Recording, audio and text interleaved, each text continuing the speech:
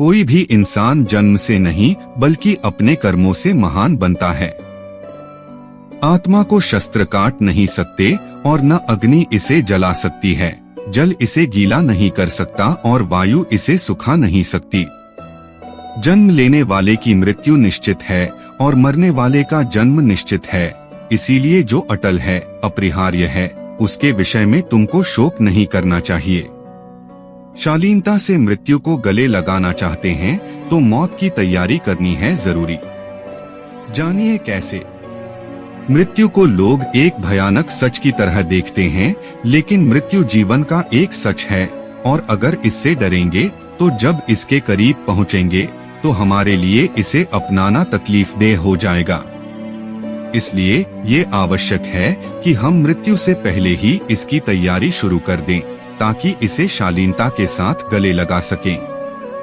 ऐसा कैसे कर सकते हैं, चलिए जानते हैं।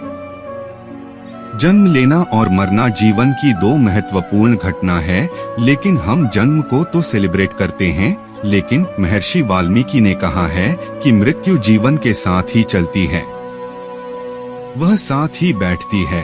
और अगर आप बुढ़ापा को स्वीकार नहीं करेंगे तो मृत्यु के डर से भागते ही रहेंगे। अध्यात्म का मार्ग चुने ताकि आप अपनी भावनाओं, डर और कमजोरियों पर काबू पा सकें। जन्म लेना और मरना जीवन की दो महत्वपूर्ण घटना है, लेकिन हम जन्म को तो सेलिब्रेट करते हैं, लेकिन मृत्यु से हमेशा भागते रहने की कोशिश करते हैं।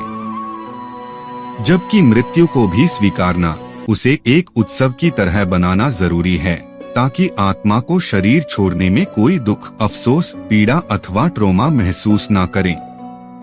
मृत्यु जीवन की आखिरी घटना है और यह होना भी तय है। इसके प्रति आध्यात्मिक लोग तो खुद को जागरूक रखते हैं और मृत्यु का चुनाव भी अपने हिसाब से कर पाने में सक्षम होते हैं, लेकिन सामान्य इंसान मृत्यु के प्रति जागरूकता और चेतना के अभाव में अपने बूढ़े शरीर को कष्ट देता रहता है। वह खुद को जीवित रखने के लिए खुद को अस्पतालों में अधमरी हालत तक में रखता है और हर पल मृत्यु से भागने का प्रयास करता है। ऐसे में यह सोचिए कि जब मृत्यु उसके करीब पहुंचती होगी और वह व्यक्ति अपना शरीर त्यागता होगा, तो वह कितने दुख, डर और पीड़ा से घिरा रहता होगा।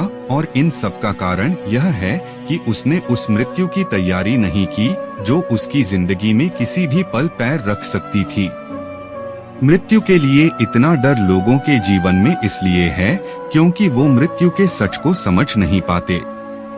मृत्यु एक आवश्यक अंग होते हुए भी उनके लिए कभी ना आए वाला पल बन जाता है, लेकिन यह संभव नहीं। इसलिए मृत्यु के प्रति दृष्टिकोण बदलना आवश्यक है। मृत्यु को एक नए जीवन की शुरुआत की तरह देखिए, इसे एक असीम शांति की तरह देखिए। महर्षि वाल्मीकि ने कहा है कि मृत्यु जीवन के साथ ही चलती है, वह साथ ही बैठती है और दूर राहों पर भी साथ साथ ही जाकर लौट आती है। मृत्यु एक स्वाभाविक प्रक्रिया है और हमारी अव्यवस्था ही इसे अधिक कष्टकर बना देती है। जब बुढ़ापा आता है तो आपको अपने अस्तित्व के प्रति और अधिक जागरूक होना चाहिए। आपको अपनी पहचान उस बूढ़े शरीर के बजाय खुद के अनुभव और बुद्धिमत्ता के प्रति जोड़नी चाहिए। बुढ़ापा आपको कमजोर अवश्य बनाता है, लेकिन इस बात का संकेत भी देता है कि आपको अब इस संसार से विदा होने की तैयारी शुरू कर लेनी चाहिए।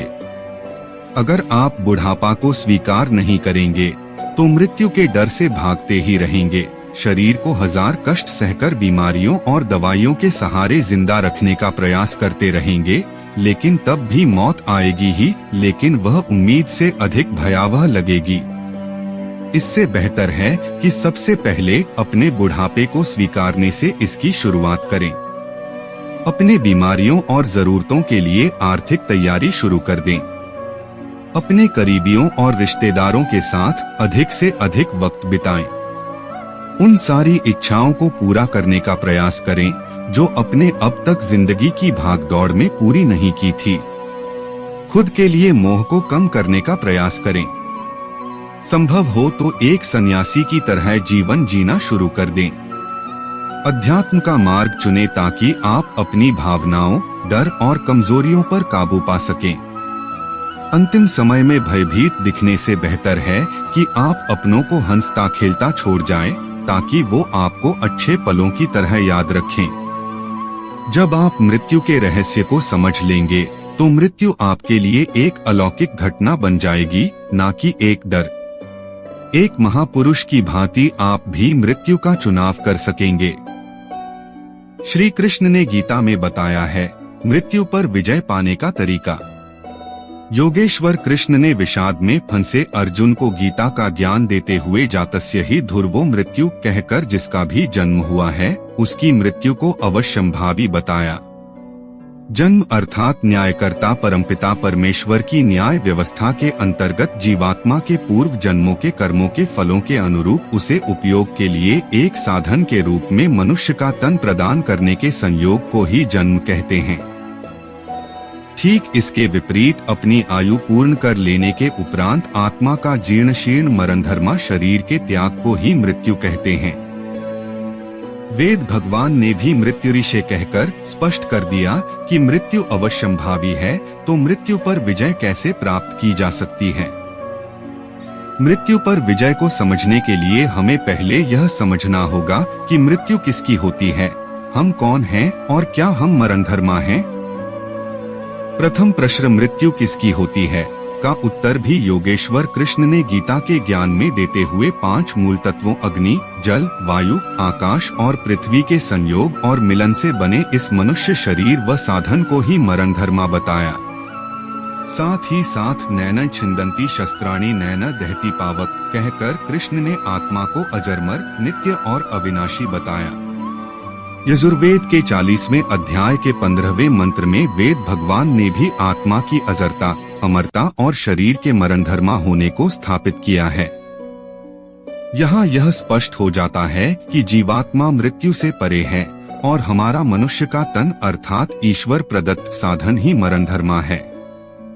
मृत्यु पर विजय वास्तव में मृत्यु के डर पर विजय है।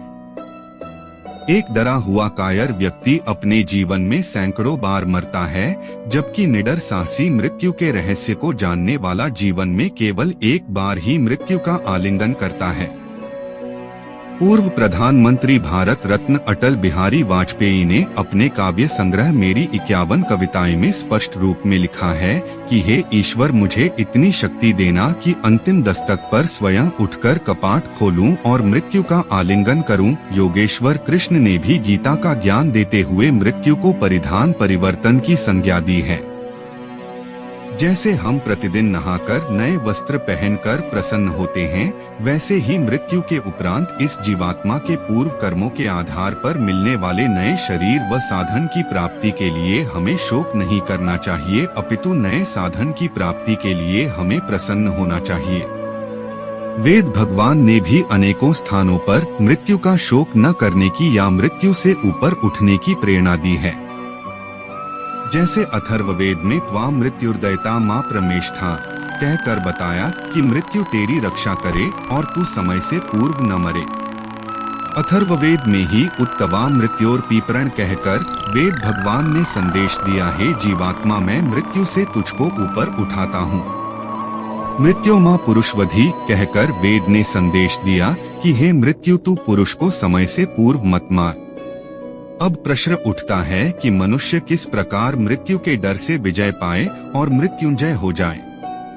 मृत्युंजय मंत्र की व्याख्या करते हुए जब हम खरबूजे की उपमा देते हैं और उसकी सुगंधि के चारों ओर फैल जाने की बात करते हैं, तो हमें यही संदेश मिलता है कि मनुष्य के रूप में अपने इस सीमित जीवन काल में ईश्वर प्रदत्त साधन मनुष्य के तन का उपयोग करते हुए ऐसे सुंदर यज्ञीय परोपकार के सत्कर्म करें जिससे हमारी सुगंधि यश चारों ओर फैल जाए और फिर चाहे मृत्यु के उपरांत हमारा भौतिक शरीर रहे या न रहे, परंतु हमारा यश रूपी शरीर सदा सर्वदा के लिए अमर हो जाए तथा हमारे चले जाने के बाद भी जनमानस में हमारे कर्मों विचारों के माध्यम से हमें जीवित रख सके। वैसे ही शतवत ब्राह्मण में अमरत्व की व्याख्या करते हुए कहा है कि जिसको उस परम ज्योति के दर्शन हो जाते हैं, अर्थात जो जीवात्मा उस सर्व अंतर्यामी परमात्मा को अपने ही अंदर आत्मसात कर लेता है, वह अमर हो जाता है। या जो मरणधर्मा अपनी समस्त कामनाओं को पूर्ण कर लेता है, अर्थात यदि मनुष्य अपने जीवन के लक्ष्य अर्थात ईश्वर की अनुभूति करते हुए मोक्ष को प्राप्त हो जाता है, तो वह अमर हो जाता है।